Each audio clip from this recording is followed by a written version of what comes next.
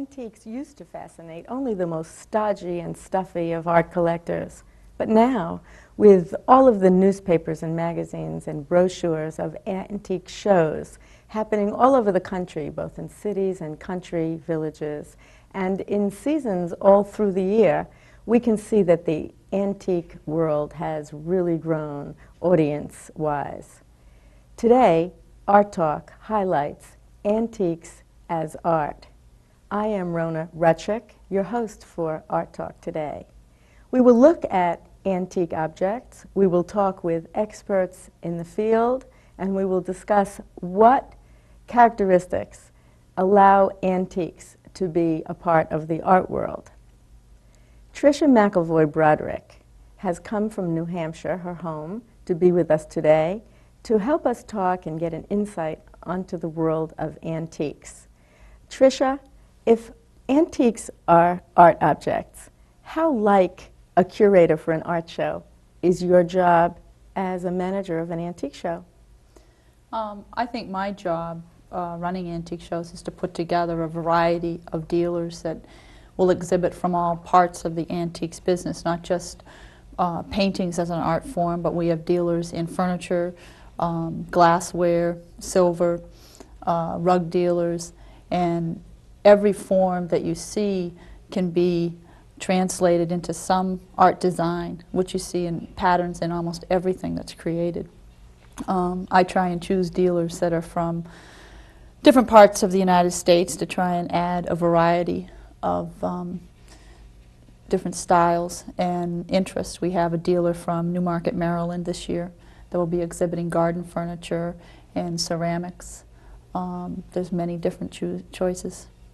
Well, antiques, of course, bring with it the element of age. Of course, that is what an antique is. It's something that has age. And with age, we like to think in terms of character and experience, and with experience, perhaps a story, a disclosure. Definitely, definitely. Do you see that that will also be part of the essential quality of a fine antique? A lot of the value of an antique is its history. And in this century, more emphasis has been put on American antiques, certainly, than before 1930. It was more European antiques, English antiques, and American antiques now have finally started to come into their own. We have a lot of major collectors in antiques now. Eddie Nicholson is a ex-head of Congolium that started collecting American antiques and has really put an emphasis on the design, the form, and the makers. There's been a tremendous amount of research done by Winterthur and different museums on American antiques, new books, new literature, and new studies done, which has made a big difference in the marketplace. So you mean a piece of antique furniture, for instance, might take up a life of its own. A table, for instance, might, in its personal biography, be able to disclose the history of where it's been? Many times. There are different areas. You have Newport furniture, New York furniture, different sections of Connecticut. New London has a certain form, style, and you could find that piece in Ohio, but trace it back in history by what its form and style is, to who made it, where it was made, what the woods were, what the brasses were, and there are people that love to just spend time researching things like that, and it's a whole new dimension. Wouldn't you say, too, that in finding out the use of a piece will disclose a history of a time and place, its socioeconomic place in the world, whether or not an owner was able to spend a lot of money, although the numbers of dollars change through the generations of a piece. Some pieces that cost just a couple of dollars to order and commission would many years later go on the auction block, for instance, for zillions of dollars, perhaps. And we read stories about that all the time. But even in the disclosure of a piece, wouldn't you say that it's a beautiful way of learning about the history of, as you say, American objects? America almost exposes itself in all of its beauty, and even in all of its simplicity, by way of its things. Oh, definitely. You know, our cultural history can be traced all the way back to what objects a person surrounded themselves with. Originally, the antiques that are the most valuable, your pilgrim antiques, that are the rarest, were essential pieces. They didn't have a lot of luxuries. You know, when the sun went down, the lights went out, and that was it. And you'll just find an early rush holder or an early candle holder, which, you know, was an essential part of an everyday life. As things got later into the you know, 1760s or into the revolutionary period, we had a lot more luxury. We had a wealthy clientele. You had, you know, certainly Paul Revere was a wealthy merchant. He could afford to produce silver and own silver. There was a whole... But he was also commissioned. He was commissioned, yes. So even the story of who commissioned which pieces would be a story of who's who in the American world at that time. Right. It's interesting when you talk about the value in the age. How does a piece get its dollar sign? We talk about how old it is, right, and how rare it is. Right. Rarity does not always denote value. Sometimes some things are so rare, people don't know how rare they are. And that is where an antique dealer can discover something, research it, and then produce it with its history. And the history becomes its provenance? Provenance, and will obviously increase. Is how you say it. And it talks about where it's been and who's owned it and who made it and who commissioned it, and that whole business becomes its disclosure. Right, right. And that's what makes pieces valuable. You're not going to find a piece with no history or provenance and find out that it you know, it's worth a lot of money. It's who owned it, where it was owned, who made it, and all the history is what makes a piece valuable. Well, let's take a look at some pieces of antiques. We have visited on Water Street in Stonington at two fine antique dealers, and we will look at some work that Holly and Sonia will be able to show us from the Orkney and Yost galleries, and see what some antiques look like and how they are described by experts.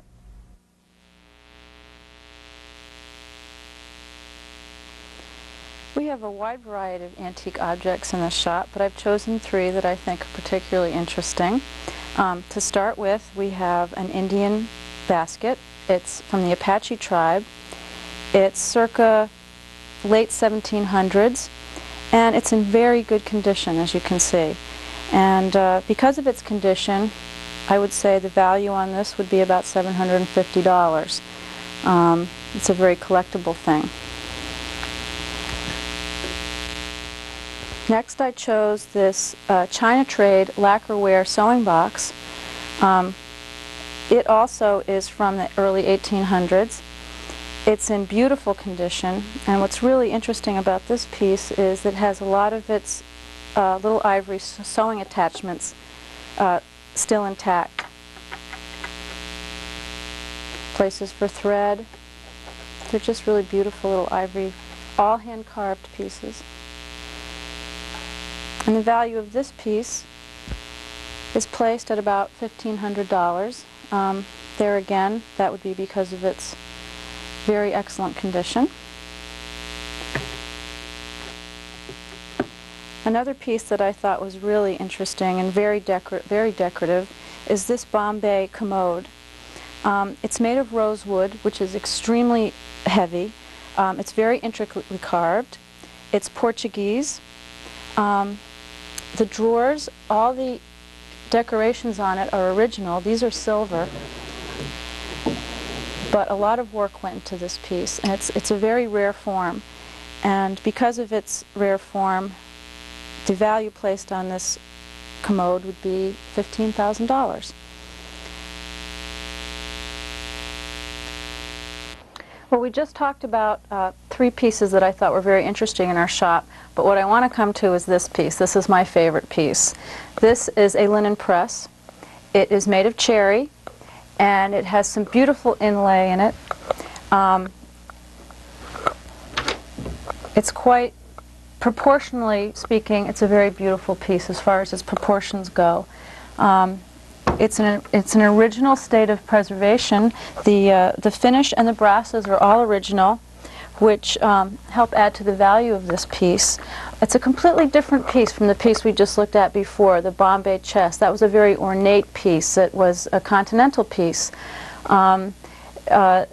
What makes this piece very rare is its age. This is circa 1790. It's also Hepplewhite form. It's all one piece. It's not two pieces. And it's also a Connecticut piece. This piece was made here in Connecticut. So we had an American piece as opposed to a continental piece. This is a much earlier form, much simpler form. A lot of people prefer this to the other, but it all depends on what your decorating needs are. I just love this piece. The warm glow of the cherry wood just make it a really special piece to me. The value on this piece would be $12,500 because of its excellent condition and its original state.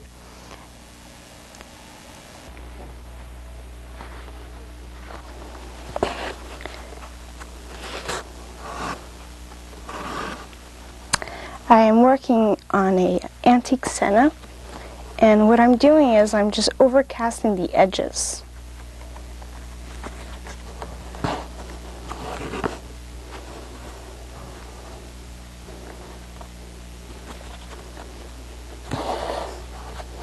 So I just keep on going around.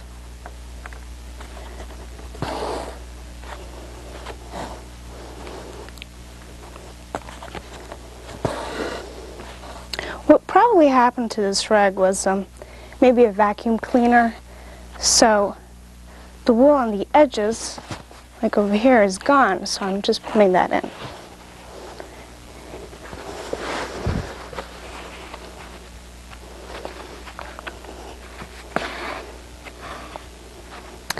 The type of needle that I'm using is a sailing needle. And it's curved, because it's more easy to work that way if it's curved.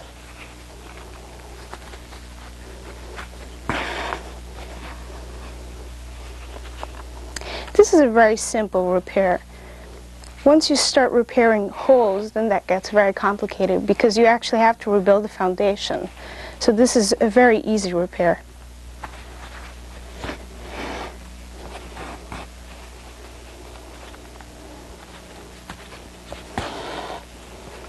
It's very difficult to match the colors, but we have a chart and we try to match the colors to the piece because all the colors in the piece are vegetable dyes. So we have a hard time finding matching colors, but we seem to do okay.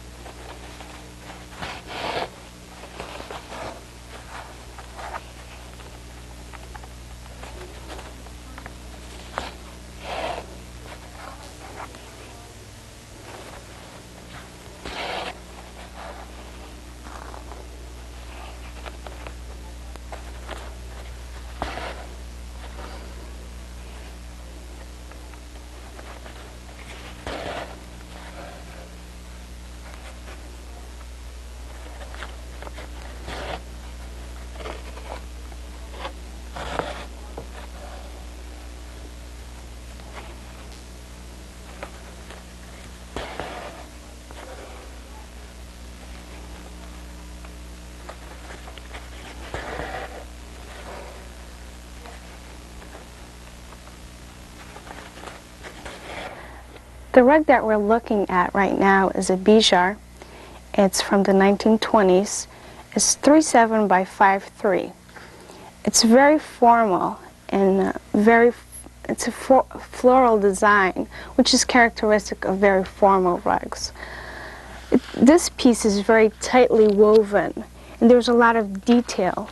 And it's a city rug as opposed to a tribal rug because it is so formal. So in the cities they could grow cotton, So this piece has a cotton foundation because they were there long enough to grow the cotton.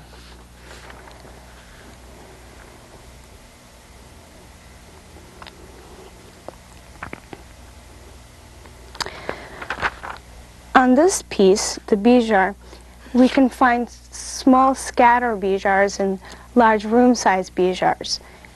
Again, because they were there in the cities so they could set up large looms, as opposed to the tribal people who are always moving around, so they couldn't really carry very large looms.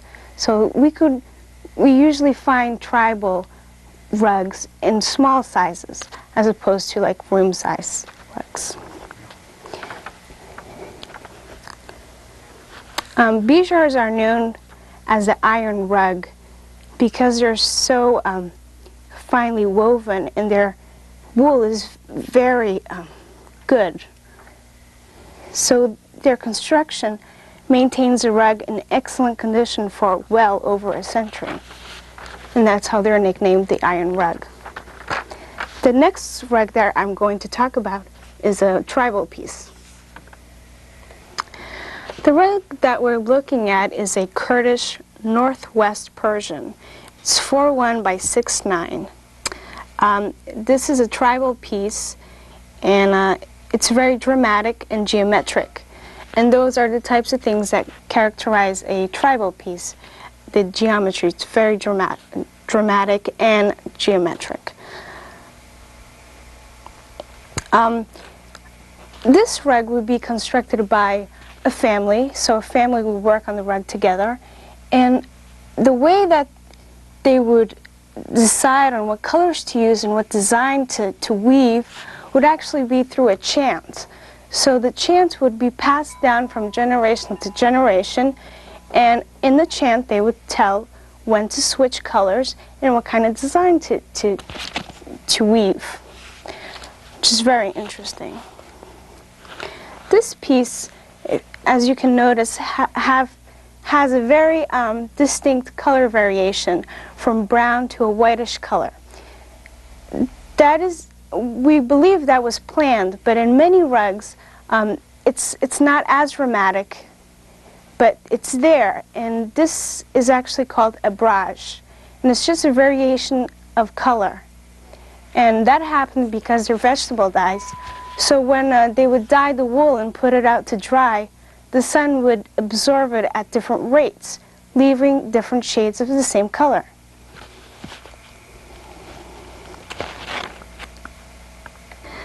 The one that we're looking at is a Kilim Fars South Persian. Kilim is actually, does not apply to this rug because it's Persian, so the technical name is Gelin. Kilim is more for the Turkish pieces, but this is a pieless Persian rug. It's very unusual because it has so much green. The use of the green color was very superstitious, so they only use it in making the prophets' rugs. So it's very unusual to find a piece with so much green in it, and this is what makes this piece very special. The design is wonderful, has a lot of open spaces, and the borders are really interesting. Also, the ivory makes the rug stand out, so it's really beautiful frame on the rug.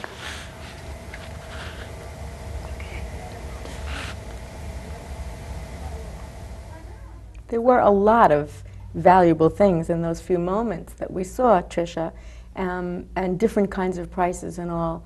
Can you tell us something about that, more than we just spoke about earlier? I think one of the things that you'll see in this shop in particular is that they have a variety of different things, and you can be a collector in any financial period. Price range is varied. Is varied, and they're collectors of almost every different type of objects. You don't have to spend thousands and thousands of dollars, but most people will find something along the way that they'll be interested in and find out that it is a lot of money. But $12,000 for a commode What is it about a piece like that that would fetch such a number? The piece exhibited, a Bombay chest, is a very rare form to begin with. The sides are all carved out of one piece in an S-curve, which is very hard because you have to start out with a wide thickness of wood to carve it. All the drawers... Did you say an S-curve? S-curve, it comes down and Bombay's out. It Bombay's At the out. bottom. So it's not from the city of Bombay, No, it is the shape it's the talking form. And all the drawers have to be fitted to fit into those curves. It's a lot of work. In its period, that was one of the best pieces that you could order, and it is very rare in American form or a European form. I see. And that dictates some of its value. It's not something you're going to be able to find a lot of. I see. Many of the rugs that they showed you are also rugs that are rare. Rugs were used daily, and there are repairs or acceptable restoration in antiques that don't necessarily detract from the value. And I think a collector should look for things like that. That adds almost to its value. It can But it's add fixed. depending upon how much the restoration is, And how well the how restoration well is it's done. Also, one of the things that you'll notice is what collectors find interesting in a shop is a particular item that they'll look for. I see. Well, we're going to break for a 2-minute commercial public service announcement, and then we'll talk more about what some of those people at the show look for.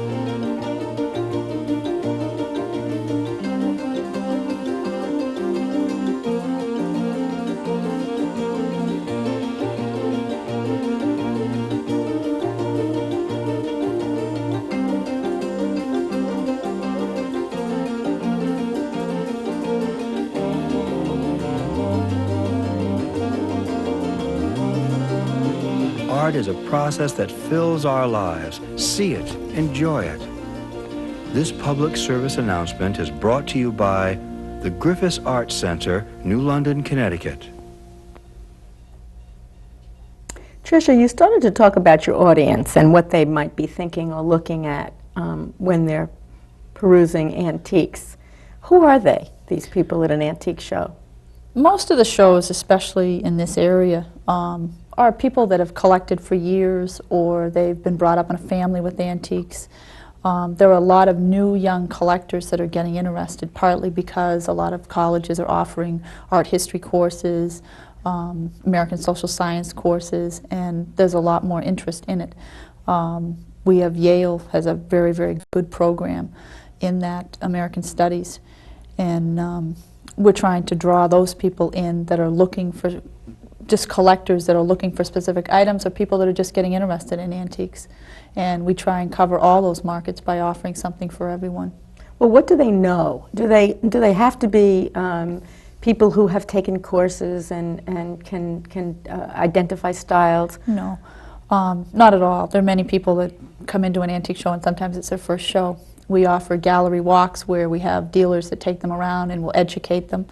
Then you have a dealer or a collector that comes in that knows more about one specific thing he collects than any dealer would ever know. It just depends on you know, what they're looking for and what their background is. But we certainly encourage people to come. That's one way to learn, is to go to antique shows, because it's not like a museum. You can pick the object up, you can handle it, you can talk to the dealer, find out what he knows, talk to other dealers, read books, you know, then visit a museum. You might see the same object in a museum. A lot of young collectors find that interesting, because I think people were brought up that things that are in museums you never will own, and that's not true. There are many objects out there in the market, and antiques is a recycled history. Things always get bought and then sold, and will come up at auction again when an estate happens to be put back on the block. So there's always that chance of finding that score. So they can,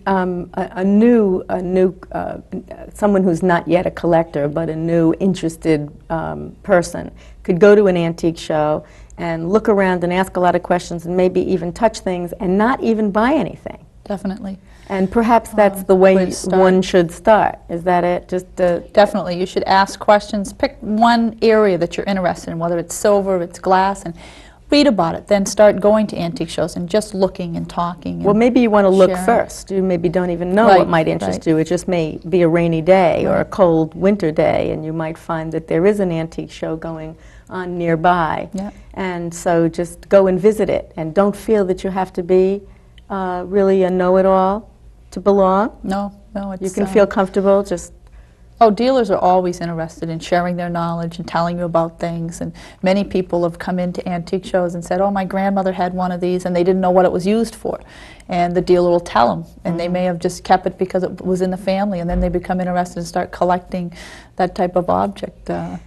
Now, I've noticed that the Stonington show, for instance, is a two times a year schedule. It happens in the winter and it happens in the summer. Whereas antique shows used to have a season, the fall there would be a big show in the city, for instance, and then on a nice balmy afternoon in the summer there'd be an outdoor antique show someplace, but that's not the case anymore. I think there are a lot more collectors, and antiques has become sort of a year-round event. There's shows every weekend, and certainly in every capacity. You can go from show to show, and perhaps after a few of them you might feel comfortable about a particular item and know a little bit about it and be able to start with a smaller price tag and start your life as an antique collector. All of a sudden on a rainy day, you might not know when that will happen or with what kind of piece, whether it's with a silver piece or whether it's with a something small like a plate. But then so you don't start out with something like a Bombay commode for something or a very expensive rug, but a small item. I think that it'll be very interesting to see the pieces that Mary Mahler had collected for us. Mary is an antique dealer on Water Street in Stonington as well, who invited us to her gallery and selected some very interesting small pieces of silver. Silver is one of her specialties, to show us through her objects what kind of art disclosures a very small piece of silver might be able to give us. Let's take a look at Mary Mahler and her pieces.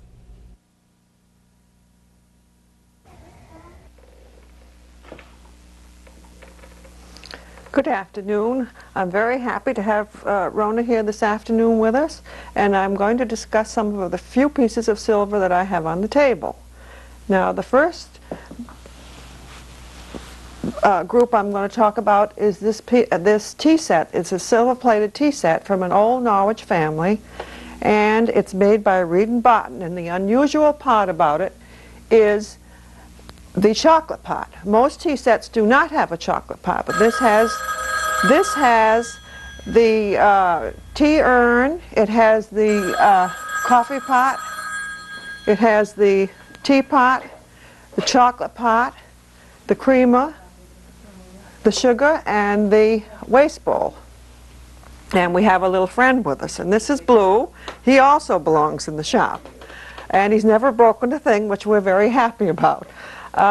That is the Reed and Barton tea set. Now, I'm going to talk about some of the smaller things on the table. This is a set of iced tea sippers, and you sip through the top, and then you stir with the spoon part of it. And these are gold wash with the, it's all sterling, but there's sterling on the ends and then the gold wash on the spoon part. And the next one is a lovely sardine fork. And this is sterling, and it has 5 prongs. They call it a sardine fork or also a sardine helper. And the next one has the gold bowl, and of course it's all sterling, with the perforated sections, and that is a nut teaspoon. A nut spoon, not a teaspoon, a nut spoon. And of course you dipped it into the dish and you took your nuts out. Now, another art form, a lovely art form, is the Wood and Hughes serving spoon. Now, this is a lovely spoon. If you can see the work in here, it's a lot of gadrooning in there. And of course, it's a medallion spoon also. There's a medallion on the edge of it, right up here. Maybe I could just turn that around so you could see the medallion. And that's Wood and Hughes, and that was made in New York City about 1846. And our next one is a soup ladle, and that's Louis XV, and I think that's made by by Whiting, excuse me. And that has lovely work. If you can see the work on that, all the way along the whole top part of the ladle. Now the next one is a tomato server, and of course it has the perforated sections, and then I guess it's so it can slide, which I know you can slide the tomato. You can get the tomato on the server that way.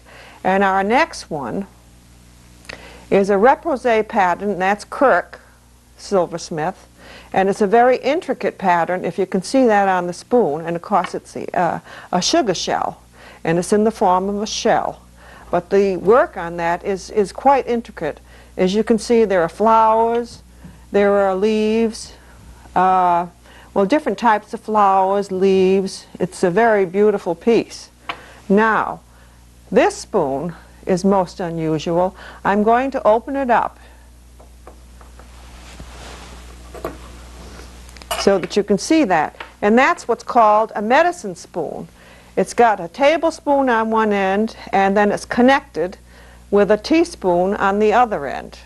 And that's quite unusual, and that is not American. Most of the pieces that I've showed you so far are American. This is English, or it could even be German. It's 800 fine. The sterling pieces are here are 925. That's the sterling weight, 925. But this piece is 800 fine, and it could be German, it could be Dutch. I'm not sure about that. But then our next spoon is a sterling fork, and that's a pickle spoon, a pickle fork, and it's a sort of a spear on the end of it. That's a pickle fork. And then the next one, this is just a lovely, lovely spoon. This was made by Albert Cole, and if you can see the bowl, you see that it's got a lovely design in the bowl, and up on the top of the spoon, if you can see the top of the spoon, the intricate work, how it's chased, and it's got lovely initials. I don't know if you can see the initials, but there are lovely initials, and they're beautifully done. And that is a coffee spoon. Some people think because of the pointed end that it's a grapefruit spoon, but it's not. It's a coffee spoon. I think that's a very beautiful spoon. And of course, this is a lovely ladle, sterling ladle, and that has some very nice work to it. Some pieces are quite plain, and other pieces are very ornate. I guess it depends on what you really like. I like them sort of in between, a little on the ornate side, and sometimes for a certain occasion I think I like it a little bit plain. But here's another ladle, and it has initials on that. And then right here, this is what we call a butter pick. This is a butter pick, and of course, I hope you can see that. It's got a spear on the end of it, and a design, a nice design. That also has the gold wash on the edge of it. the end of it. Now this is another one of the medallion spoons. This is a berry spoon or a sifter, and that has a lovely medallion on the end of it, if you can see that. That's a fairly early spoon. That's coin silver, and that dates, I would say, probably about 1840. Now this is a Tiffany sugar shell, and it's lovely design on it. I think it was made especially for Christmas. It's got holly on it and leaves, and the bowl also is a gold wash. That's an unusual piece. I have never seen a Tiffany piece like that. I think that it was made at a special time and for probably Christmas. Now our next piece of silver is a lettuce fork. When you have lettuce on a platter, if you want to take the lettuce off, you pick it up with the lettuce fork. And I think that's an extremely pretty piece with the 3 prongs on it and nice work on the fork. Now, the next one is what we call a chocolate muddler. Now, if you use the chocolate pot and you wanted to stir it around, you'd put the chocolate muddler in there and you'd stir it around. And that has a gold bowl too. And the next two, these are salt spoons. They're for master salts. They have large, there are sometimes very small salt spoons, but these are for the master salts, and they have a pretty good sized bowl on them.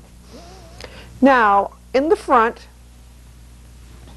we have 4 tea caddy spoons, which are rare spoons. And some of them have lovely decoration on them. This one especially, I think. It's sort of a shovel shape. I don't know if you can see that, but it really has a very, very pretty design on it. And of course these were kept in the tea caddies. And these command a pretty good price. This one was done by Joseph Taylor in Birmingham, England in 1802. And then the next one is a very plain one, very pretty. I like the plainness to this one. And this is by William West in London in 1780. And the price of this one is $265. The reason they're so expensive is because they're really quite rare. And then there's another one here that's quite plain, in the shovel shape. And this one is about 1780, and that's $220. But the artists, silversmiths were really wonderful artists. The work that they did on some of these things, the work on this is really lovely, and the work on this spoon I think is particularly beautiful. They really did some beautiful work. They certainly were artists. Now, they also did lots of things for personal things. Now, this would be for women, and of course this is a lovely sterling and crystal powder jar with a beautiful top on it, sterling top. And of course it's hexagonal all the way around, and it's just lovely. But that was a powder jar, and those are bought, people buy them now, and of course they have them in their bathrooms, and they're lovely additions. Now this is a traveling toothbrush holder. It has the wide top with the sterling top, and of course nice crystal on it, and that's what they call a traveling toothbrush holder. And these 3 pieces, the brush, the clothes brush, the hairbrush, and the mirror. This is by Theodore Starr, and he worked about 1900 to 1924, very ornate. And this is just a lovely set. There's an awful lot of work in that, as you can see. It's just lovely.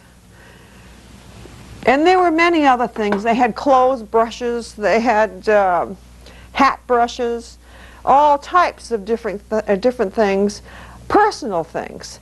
And the last thing that I have here, which I think is quite interesting, it looks like a little purse, but what it is, see if I can show you the work on that. You open it up, and this is when the ladies were dancing, and they had dance cards. This is what they kept their card, and when they'd sign, if somebody wanted to dance, they'd put the name down. They'd keep their card inside here, and of course they could still dance with it, holding it on their arm, like that. And I think the work in that is really beautiful. And a nice monogram on that. I think that's got a lovely monogram on it. Well, I hope that you did enjoy seeing some of the silver pieces that we have here. This is a part of a collection of mine. I've got an extensive collection of silver. And thank you very much.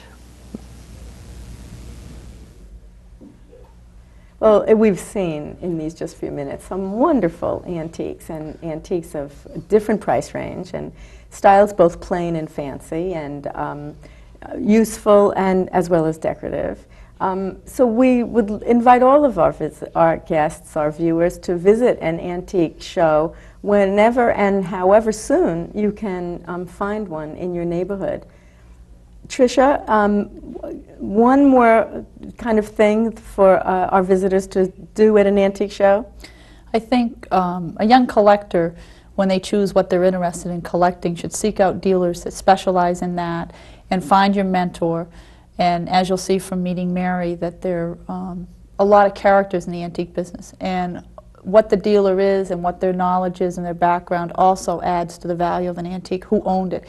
The dealer that owned it can make it more valuable. I see, in terms of price. In terms of price, and dealers become specialists in certain areas. Mary's very well known for her silver, and certainly if she recommended a piece, her estimation of its value would be more true than somebody else that might just think, wow, this is nice, but it's rare, and Mary may know more about it, how much rarer it is than another piece. So when you're looking to start collecting, it's interesting. Dealers are always welcome to share and interested in sharing and teaching you. Educated collector is a much easier person to sell to. Isn't that nice? Well, we are, delighted, Tricia, that you were able to come from New Hampshire to share and give us an insight into the antique world today on Art Talk. And we want to thank those dealers, Orkney and Yost and Mary Mahler in Stonington Borough, for sharing those times with us and those beautiful pieces that they prepared for us. And we hope to see all of you at a nearby antique show soon. Thank you for joining Art Talk today, and we hope to see you next week.